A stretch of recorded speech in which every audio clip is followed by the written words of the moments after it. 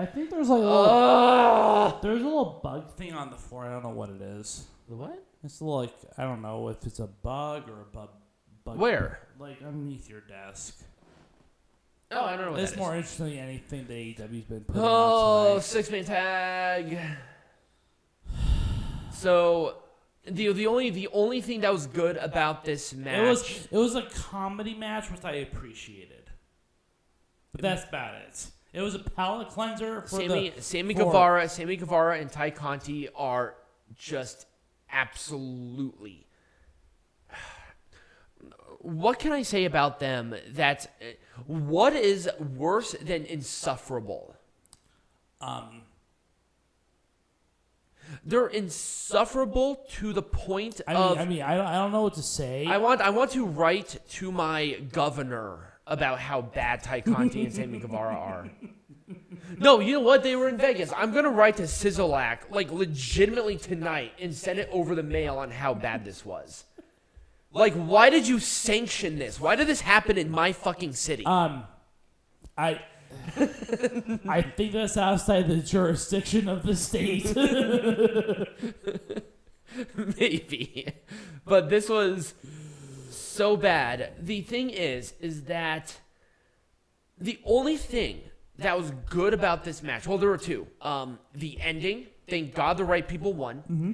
And Scorpio Sky and Kazarian are excellent. The only reason I cannot say that Ethan Page was good is because he really only acted with Sammy Guevara, who was over, like, legitimately the wettest, pretty much prairie dogging fart in church that smells like a corpse. That's true. And remember, his former tag team partner, is a world champion. Paige Vanzant. Well, we'll talk about Paige Vanzant later, but the women were totally fucking useless in this match. They were. Okay, let's put it this way.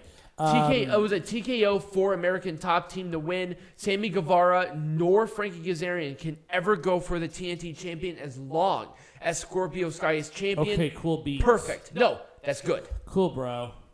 All right, we are back. A peanut of the gallery. Let's make this majestic again, starting with CM Punk and Hangman Page. Number one, before we even get into it. There were too many matches. There were way too many matches in this fucking card. They could have taken out 3 matches and nobody would have cared. Right. In fact, people would have been happier. There were a lot of people on Twitter really upset of the length of this event. And I think this match, unfortunately, suffered for that length. I couldn't enjoy it. I was exhausted, man. I was so... You were like tired. You saw so much already. It's almost 11 o'clock and I just want to have a glass of wine.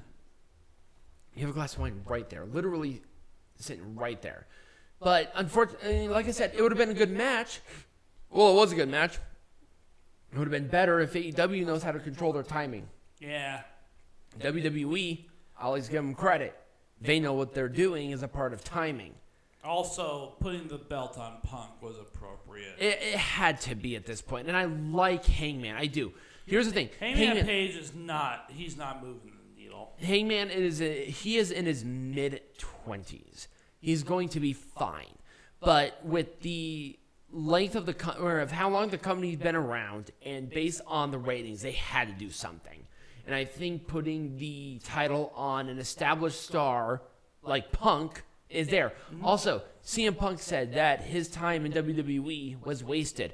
Are you fucking kidding me? You would not be the legend that you are without WWE. Like, period. Yeah. End of story. You can bitch me all you want. You know it's true. Yeah. Anyways, that's what we got for this Like booking-wise, it was fine. I liked the rivalry going into it, and the construction of the match was good, but after like 5 fucking hours of wrestling that was hit or miss at best, this was just kind of I just want to get this over with. So right. Let's move on.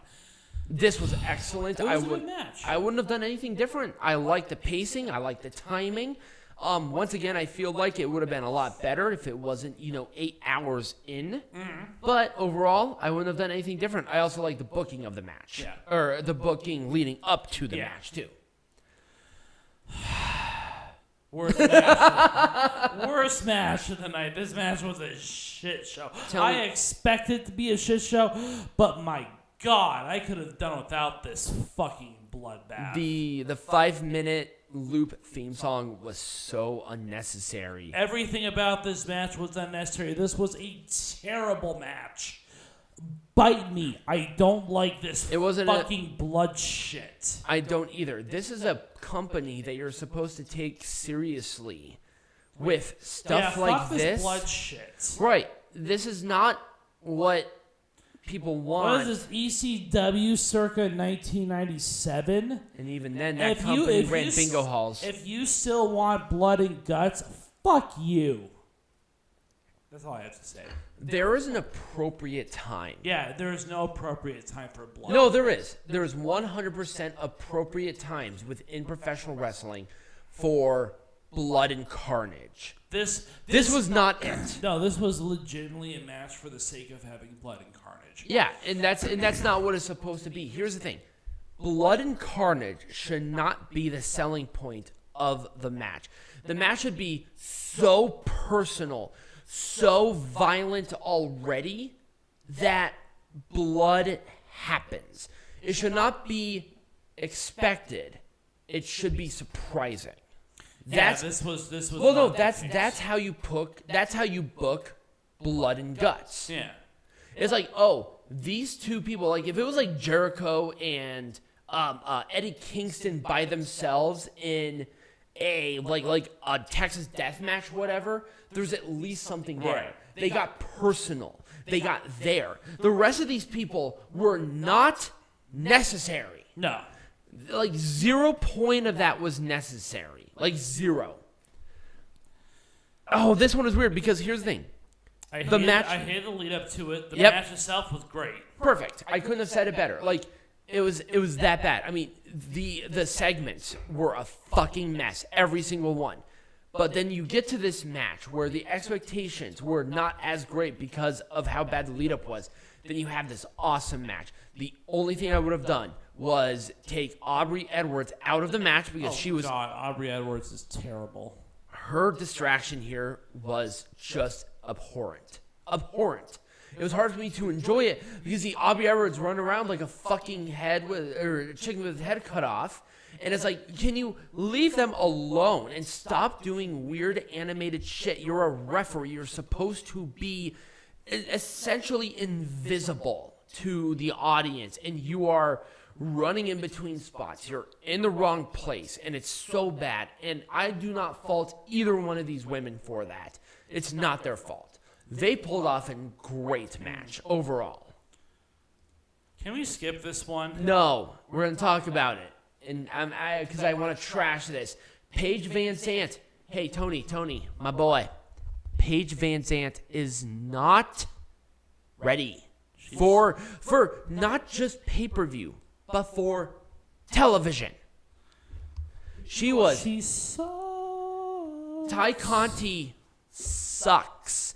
Period. She's improved from her time in WWE. I'll give you that, but she's so focused on being the Sammy Guevara AEW locker room cum rag that she's lost the plot. She has.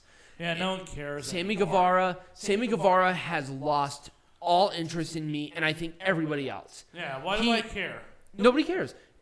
A guy who actually had potential to be possibly at least someone that was kind of there is now gone. Nobody cares. Cool. I think AEW has ruined Sammy Guevara and Ty Conti, period.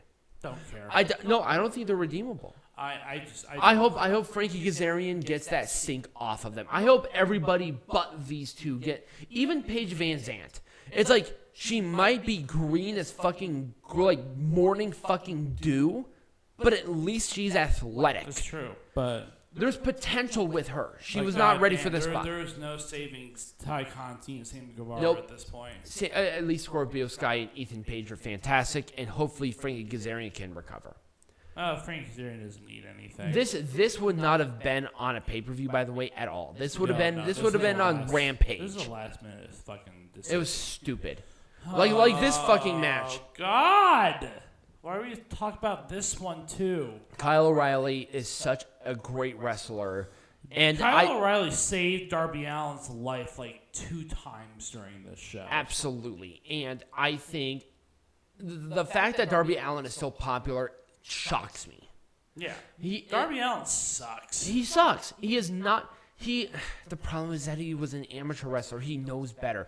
But he keeps doing this. It's like, dude, I swear to God you will be paralyzed by, like, next year if you continue this. Pretty much. He 2 times. No, not even 2 times. 3 times during this match. There are times where he could have been paralyzed. Like, legitimately, boom, gone. But, Kyle O'Reilly is such a master that he just saves, like, people's lives. Right. He did great submissions. We're just going to roll with it. I mean, I guess if you were going to book a Darby Allin match at this show, might as well it be with Kyle O'Reilly, somebody safe. Yeah. At least give him that.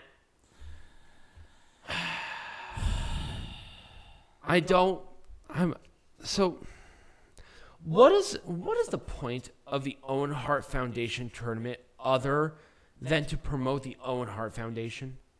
The Owen Hart Foundation is for scholarships for underprivileged youths, which is great. I don't mind it. But this thing has been around for longer than AEW has threefold. What was the point of this tournament? Well, here's my gripe about this. So, Britt Baker won this match. Adam Cole won the other match. Aren't Adam Cole and Britt Baker in a relationship? Why Adam Cole didn't propose right there, I don't know. That would have been a cool moment. I mean, that's my thing. It's like, dude, put a ring on that bitch. Right, like, seriously. That would have been the perfect opportunity to do so. I understand, like... Why was Ruby Soho in this match? Because Ruby Soho sucks. It should have been Chris Statlander. Mm-hmm. She was more popular. Did you see her shit on Rampage? She was so popular. They had a great match. This match was mediocre. Yeah, Ruby Soho's mediocre at best. Yeah, unfortunately. It's like, oh, wait, why is Ruby Soho not getting over? Because she's not really that good. No. And that sucks saying. Because I like Ruby. Not. I like Ruby Soho. Sure, her whole character is about it's as stale as bread. It's getting old. Yeah, it's getting a little old. It's like it's kind about as stale as on London Street. Oh well, that's really her. Okay, cool. Maybe crank it up to like infinity. Maybe you'll have something. She seems very reserved. Yeah, and that's the problem. Here's the thing with Dr. Britt Baker.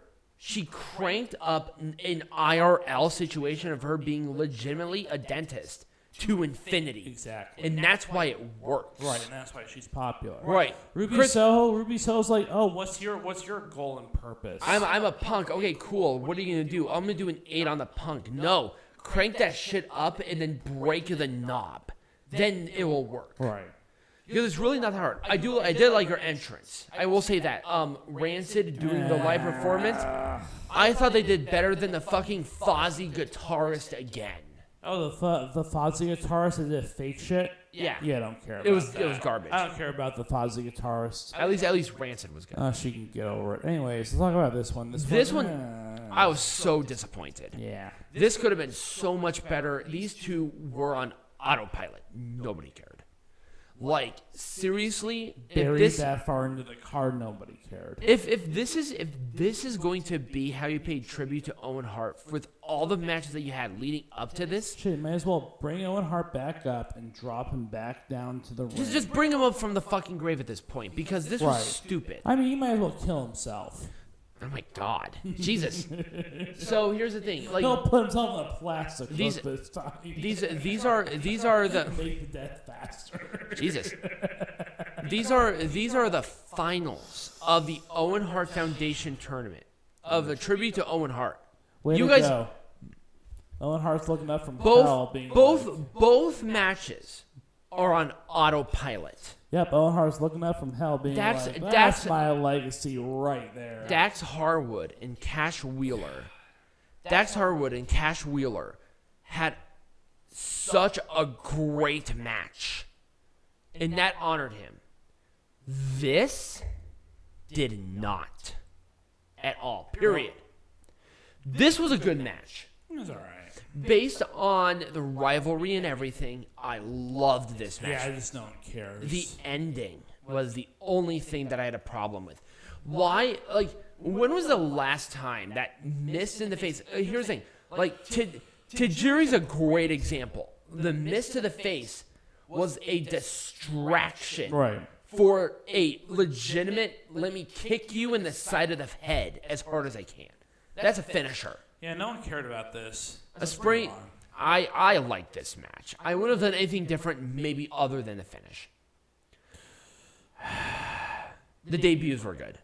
That's about it. I'm gonna give the debuts at least a good, solid thumbs up. This was not about the actual match. Nope, it was not. I'm sorry. I can't. Like, I like both of these women. I do, but at the same time, this was not their best match. Nope. Like, at all. But, man, I will say at least one thing. I saw within this match a lot of great potential down the road. I'll at least give them that. I'll be nice. This was very lazy. It was. This was a lazy match. At least it was safe. It was safe. No, it was 100% safe. It was not a crazy You can tell there were veterans in that match because they played it pretty safe. Right. And the Young Bucks, I will say, they did a good performance overall. I thought they led the pace that the Hardys could keep up with. Yeah. Where they did a bunch of good, crazy spots in, like, good clusters. Yep. That did not lose my interest overall. Mm-hmm. But at the same time, I've seen better from them. Yes. And I think that's kind of where it lost me. It's like, you have this match, and that's all well and good, but we've seen this match. Yep. In a bigger match when the Hardys, who are the Broken Hardys, taking on the Bullet Club Young Bucks in Ladder Wars, a much more significant match. In a much better match overall. Yep. That was a dream match. You have, like, quality. This one, it was good, but it was just there. Everything here was excellent. Yeah, it was. It was a Haas match. MJF got his ass handed to him. That's all I wanted. A great way to write him off of TV. Mm-hmm. I'm not sure if you saw on Twitter of the medical professional putting a nose and face mask. I'm not kidding you. You can look this up. Over his nose and his eyes. And I'm like, oh, I breathe out of my eyes too. What of it? But I thought this was a great way to take MJF off of TV so they can do their contractual obligation. Wardlow showed so much great character. Yeah, he did. The development of Wardlow as a character is just cranked up to a But Wardlow was so comfortable in this, and he played to this crowd and got them so riled up. Like, he's the next TNT champion. I wouldn't be surprised if he's the next face of the company. Give him some time. Yeah. He has the athleticism. He has the look. Like I said, if Scorpio Sky is looking for a new person. Yep. He has the character. Wardlow has, I will say one thing. Like, I even said this to Peanut Gallery earlier, that Velveteen Dream had the it factor. I think Wardlow has that it factor. I think he has all the tools to be possibly a future AEW World Champion. Mm-hmm. Give him some time. And they're doing that right. Give him that time to really develop. He'll be your face of the company. All right, easily. So let's move on to the last match. I hate saying that I liked it, but I did like it. I really did. I thought it was cute. I thought it was funny. It was cute. And people were really into the match, and it made me smile. The contrast of Hook and Danhausen, Blankhausen. It was good. I really liked it. Smart Mark Sterling was really funny. And I thought Tony Nese and Hook were a great contrast of the comedy that kept people invested that this was a wrestling match. Yep. So I wouldn't have done anything different. So that was it for Double or Nothing Peanut Gallery. Next week is going to be weird. Why is that? Male parental unit is going to be in town, so we will not be doing a show. We will not. I know it's kind of weird because we have 2 pay-per-views next week. Following week, we got 2 pay-per-views. That following week, we're going to have a marathon of shows. We're going to cover Hell in a Cell. We're going to cover... in your house. We're also, that week, going to also cover Always Ready. And we are also going to be covering Wrestling not Dontaku. Dominion. Dominion.